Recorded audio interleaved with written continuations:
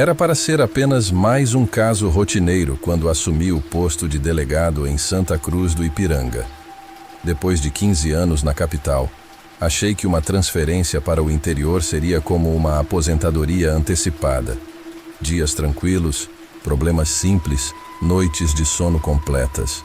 Mal sabia eu que aquela pequena cidade de 10.000 habitantes guardava um segredo tão antigo quanto sombrio. Cheguei em março, quando as tardes ainda são quentes e abafadas no interior paulista. A delegacia ficava num casarão colonial restaurado, com paredes grossas que mantinham o ambiente fresco mesmo no calor mais intenso. O sargento Mendes, um homem de meia idade com cabelos grisalhos nas têmporas, foi quem me recebeu. Seu jeito pacato e o sorriso fácil pareciam confirmar minhas expectativas sobre a vida no interior. As primeiras semanas transcorreram exatamente como eu imaginava. Algumas ocorrências de furto, brigas de bar após o jogo de futebol, discussões entre vizinhos por causa de música alta. Nada que não pudesse ser resolvido com uma boa conversa e alguns termos circunstanciados. À noite, eu caminhava pela praça central, observando as famílias que ainda mantinham o hábito de sentar nos bancos para conversar, enquanto crianças corriam entre as árvores centenárias. Foi numa dessas noites que notei pela primeira vez algo diferente. Estava voltando para casa quando vi Dona Carmen, a benzedeira da cidade, conversando em voz baixa com algumas senhoras próximo à igreja. Quando passei por elas, as vozes cessaram abruptamente e seus olhares me seguiram com uma intensidade perturbadora. Naquela mesma noite, acordei com um uivo distante. Pensei em lobos, mas logo descartei a ideia. Não havia registros desses animais na região há décadas. O primeiro incidente real aconteceu 3 dias depois. Era uma quinta-feira quando seu Joaquim, proprietário do sítio Boa Esperança, apareceu na delegacia logo cedo. Suas mãos calejadas tremiam enquanto relatava o ataque ao seu rebanho. 3 cabras haviam sido mortas durante a noite, de uma forma que ele nunca tinha visto antes. Não foi onça não, doutor. Ele insistia, passando a mão pelo rosto marcado pelo sol. Já vi ataque de onça, de cachorro do mato, até de sucuri. Isso aí foi diferente. Fui até o local com o sargento Mendes.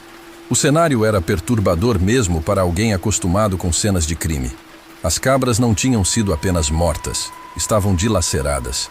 Marcas profundas de garras cortavam a carne até o osso e partes dos animais pareciam ter sido consumidas. Mas o mais estranho eram as pegadas ao redor dos corpos. Que bicho deixa marca assim, sargento? Perguntei, me agachando para examinar melhor. As pegadas eram grandes demais para qualquer animal da região e tinham uma forma estranha, como se fossem meio humanas, meio animais. Mendes não respondeu imediatamente. Quando me virei para olhá-lo, notei que seu rosto havia perdido a cor. Ele murmurou algo sobre precisar verificar um outro caso e praticamente fugiu do local, me deixando sozinho com seu Joaquim e aquela cena grotesca. Nas semanas seguintes, mais relatos começaram a surgir. Primeiro foram apenas histórias de barulhos estranhos durante a noite, uivos que não pareciam vir de nenhum animal conhecido, sons de passos pesados nos quintais, sombras enormes vistas de relance. Depois vieram mais ataques a animais, ovelhas no sítio Santa Clara, porcos na fazenda São João, até os cachorros de guarda do seu Antônio foram encontrados mortos. A cidade começou a mudar. As pessoas passaram a trancar as portas mais cedo, e as rodas de conversa na praça foram ficando cada vez mais raras. Nos bares, os mais velhos começaram a trocar olhares significativos e sussurrar histórias antigas. Foi numa dessas noites, no bar do Toninho, que ouvi pela primeira vez alguém mencionar os Ribeiro. Começou igual em 1973, disse um senhor já embriagado, sua voz baixa, mal audível sobre o som da televisão. Quando os Ribeiro moravam na Fazenda Velha. Tentei conseguir mais informações, mas assim que perceberam meu interesse, todos se calaram. O próprio Toninho, sempre tão falante, ficou subitamente ocupado limpando copos no outro extremo do balcão. Decidi investigar por conta própria.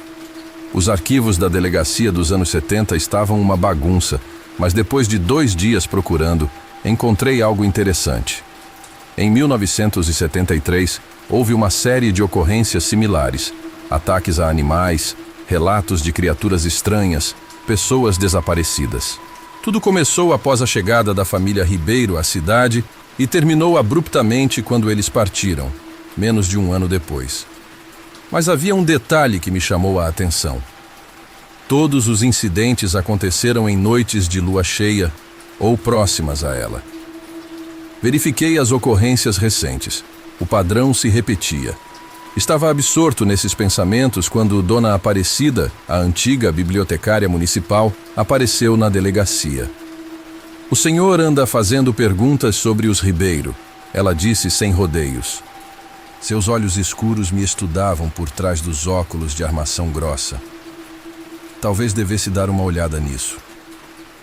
Ela colocou sobre minha mesa um livro antigo, encadernado em couro. Era um diário, datado de 1923, escrito por um padre que serviu na paróquia local. Nele, havia relatos de eventos assustadoramente similares aos que estávamos vivendo, também conectados a uma família, os Silva, que depois mudaram o nome para Ribeiro. Quanto mais eu lia, mais perturbadoras as conexões se tornavam. O padre descrevia uma maldição antiga, trazida de Portugal por imigrantes no século XIX. Falava de homens que, nas noites de lua cheia, se transformavam em bestas sedentas por sangue. A palavra que ele usava, escrita em latim nas margens das páginas, era licantropo, lobisomem. Em condições normais, eu teria descartado aquilo como superstição. Mas após ver aquelas pegadas, aqueles corpos dilacerados... E havia mais. Segundo o diário, a maldição passava de geração em geração, sempre através da linhagem masculina. Foi então que me lembrei de algo.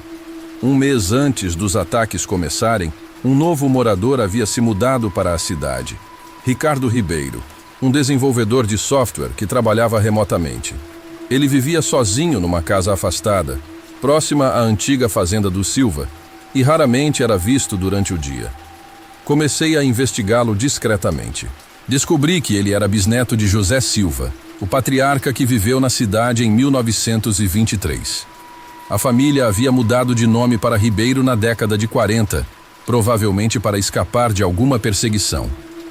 Ricardo era o último descendente homem da linhagem. Decidi montar uma vigilância.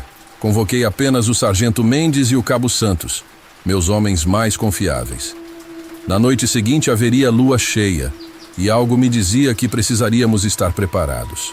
Nos posicionamos próximos à casa de Ricardo por volta das 22 horas. A lua estava imensa no céu, banhando a paisagem com uma luz prateada e fantasmagórica. Por 2 horas, nada aconteceu. Então, pouco depois da meia-noite, vimos movimento. Ricardo saiu de casa cambaleando como se estivesse com dor. Ele atravessou o quintal em direção ao bosque que cercava a propriedade. Começamos a segui-lo, mantendo distância. Foi quando tudo aconteceu. Sob a luz da lua, seu corpo começou a se contorcer de forma impossível. Ossos estalaram e se reorganizaram. Músculos se expandiram. Pelos escuros brotaram por toda a sua pele. Seus gritos de dor se transformaram em uivos que gelaram meu sangue. Em questão de minutos, onde antes estava um homem, agora se erguia uma criatura de mais de 2 metros de altura, com garras enormes e presas afiadas como punhais. Santos entrou em pânico e disparou sua arma. As balas atingiram a criatura, mas pareciam apenas irritá-la. Ela se virou em nossa direção, seus olhos amarelos brilhando com uma inteligência terrível. Num movimento mais rápido que qualquer animal, avançou sobre nós. O que se seguiu foi um pesadelo de perseguição pela mata fechada. Mendes caiu e torceu o tornozelo. Santos e eu o arrastamos para dentro de uma capela abandonada próxima. A criatura, o lobisomem, cercou o local por horas, urrando e arranhando as paredes de pedra. Só quando os primeiros raios do sol começaram a surgir no horizonte, os uivos cessaram.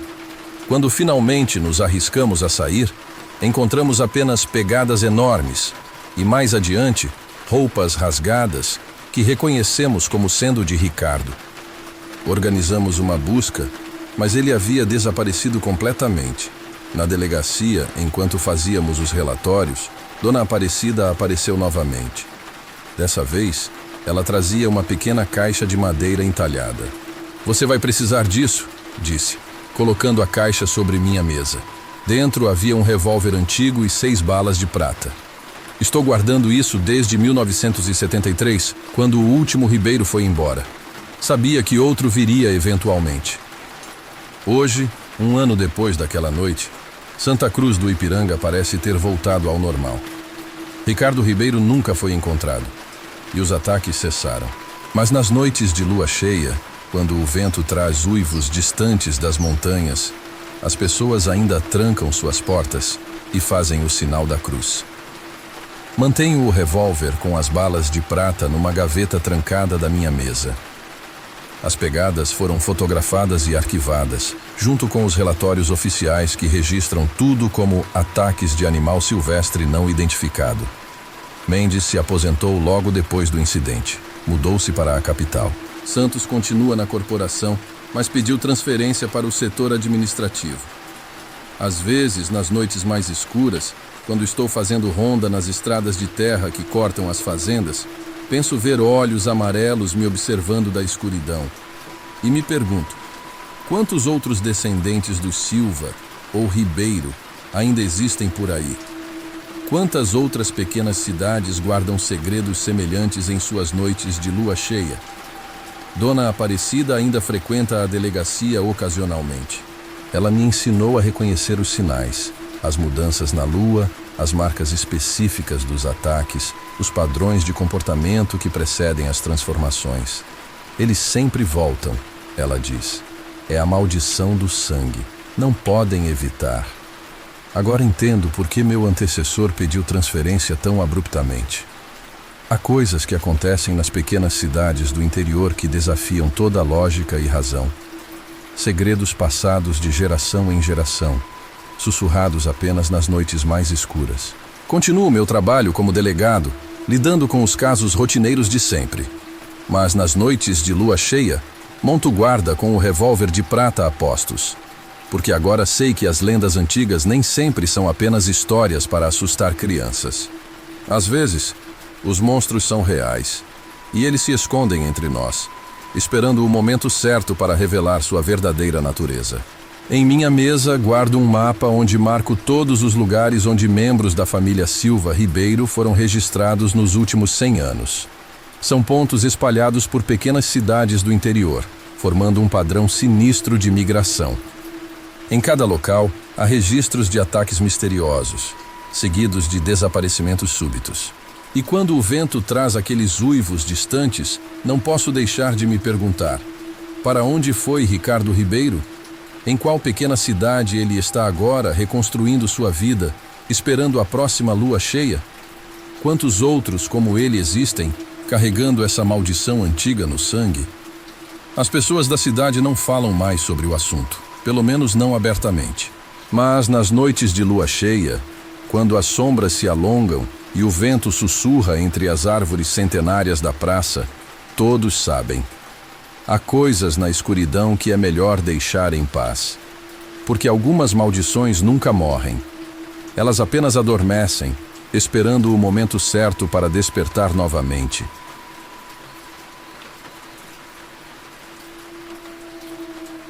A lua cheia pairava sobre a serra, derramando uma luz pálida sobre a pequena cidade de Santa Clara.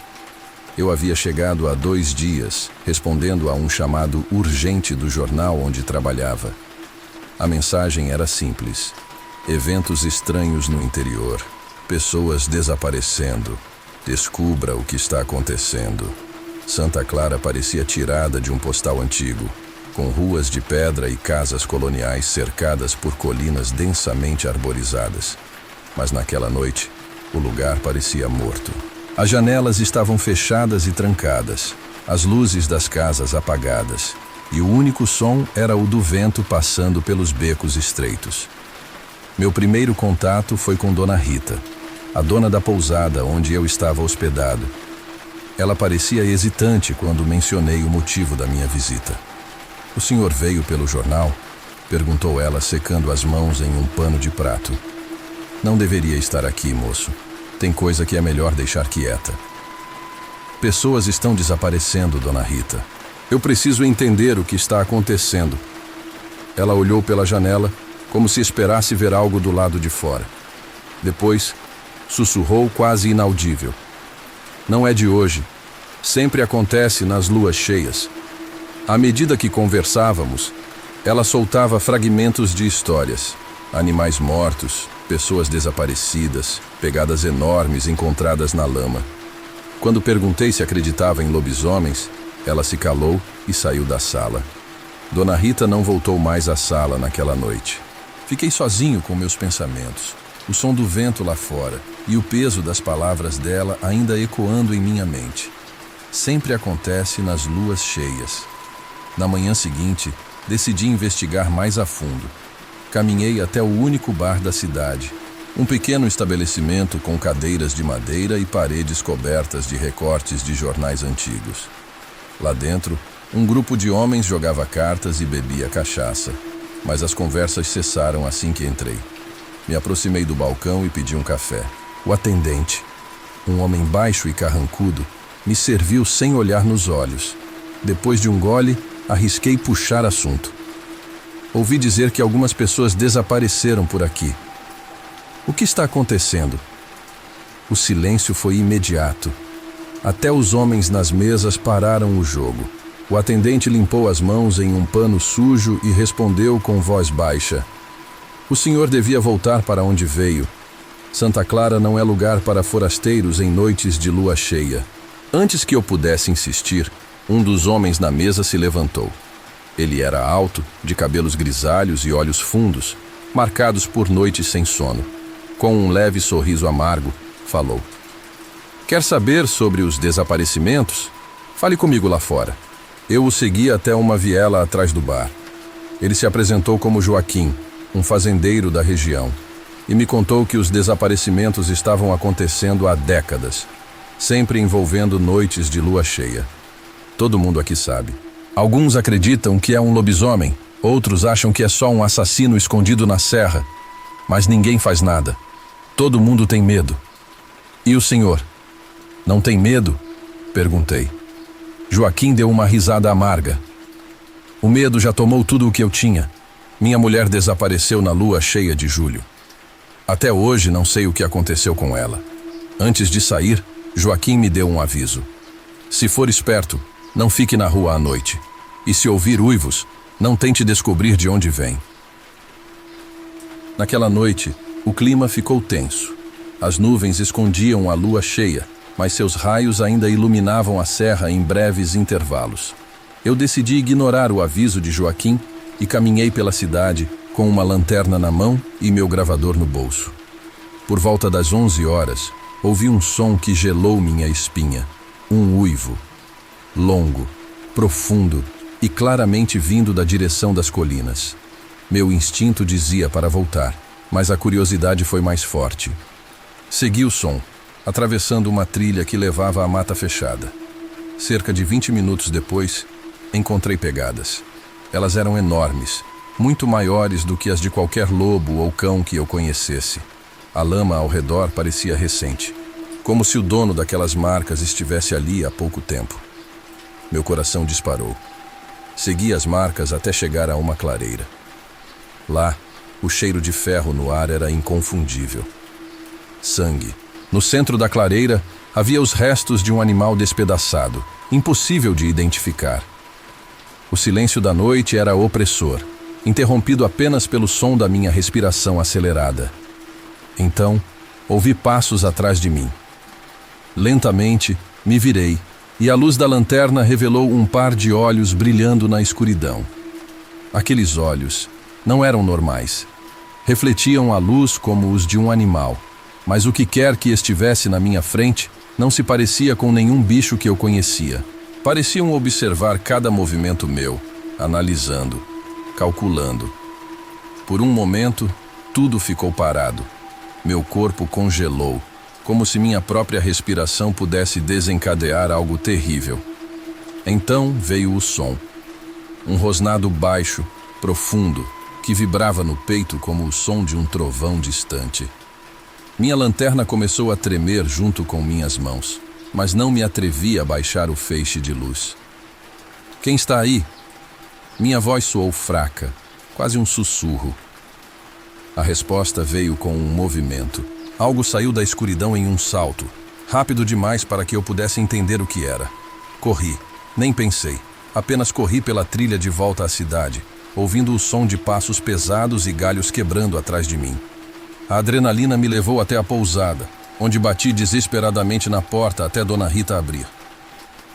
"Pelo amor de Deus, o que aconteceu?" Ela perguntou ao me ver ofegante e pálido.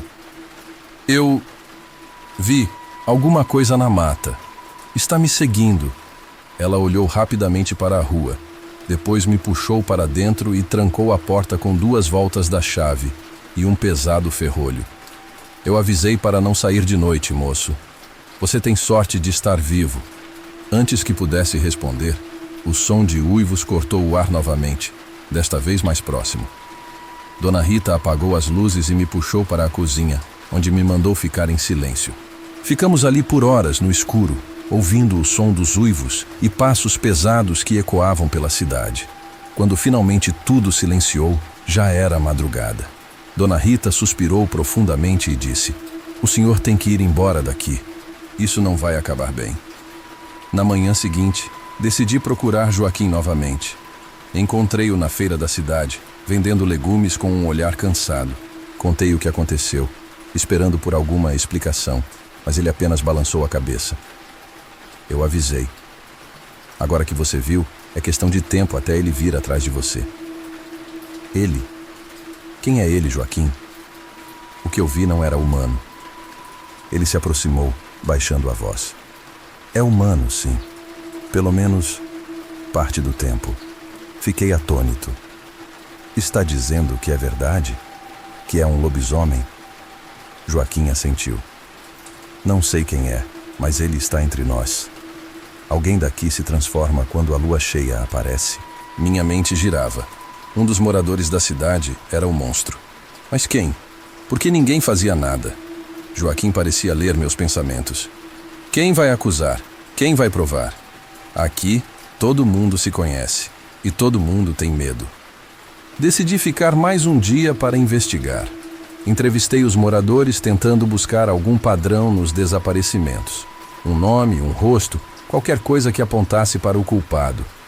Mas as pessoas estavam assustadas e evitavam falar comigo. Naquela noite, decidi voltar à clareira. Levei uma faca e uma lanterna, mas no fundo sabia que aquilo era pouco mais que uma falsa sensação de segurança. Quando cheguei, tudo estava exatamente como antes. Pegadas, sangue seco e o silêncio esmagador. Mas então algo mudou. Ouvi passos, lentos, firmes, vindo de trás de mim. "Quem está aí?" Perguntei novamente, desta vez com mais força. Uma figura saiu da escuridão. Era Joaquim. "O que você está fazendo aqui?" Perguntei, sentindo uma mistura de alívio e desconfiança. Ele não respondeu.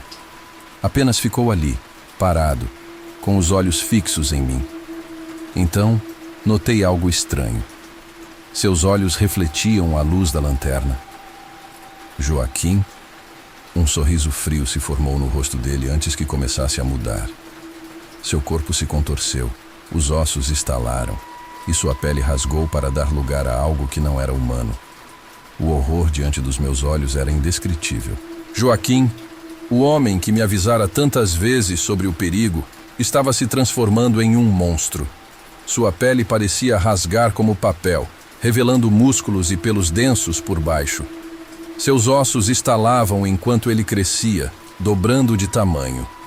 Quando levantou o rosto, seus olhos brilhavam como faróis na escuridão, e um focinho comprido e dentes afiados substituíam a boca humana. Meu corpo congelou. Não havia como correr.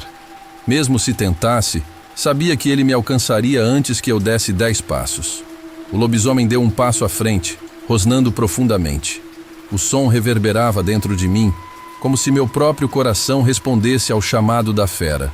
Lentamente recuei. A faca tremia em minha mão, mas parecia tão inútil quanto uma folha de papel. Meus olhos buscaram desesperadamente uma rota de fuga, mas a clareira era cercada pela mata densa e o lobisomem bloqueava o único caminho de volta. Joaquim, se é que você ainda pode me ouvir, por favor. O monstro parou. Por um instante, algo humano brilhou em seus olhos. Parecia lutar contra si mesmo, como se uma parte dele ainda quisesse me poupar. Mas então, a fera assumiu o controle. Ele ergueu a cabeça e soltou um uivo ensurdecedor que ecoou pela serra, um som de pura selvageria. Foi nesse momento que percebi: eu não sobreviveria. A fera avançou. O impacto me jogou no chão. A faca escapou da minha mão e as garras dele rasgaram minha camisa como papel.